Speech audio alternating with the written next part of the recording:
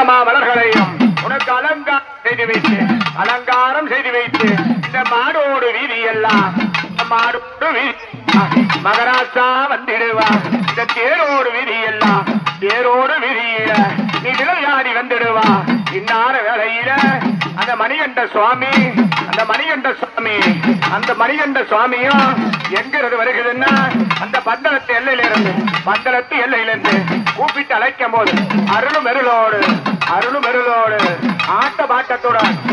பாட்டத்துடன் ஆன தடத்தினிலும் புலிவாழும் தடத்தினிலும் கருடு மேடுகள் எல்லாம்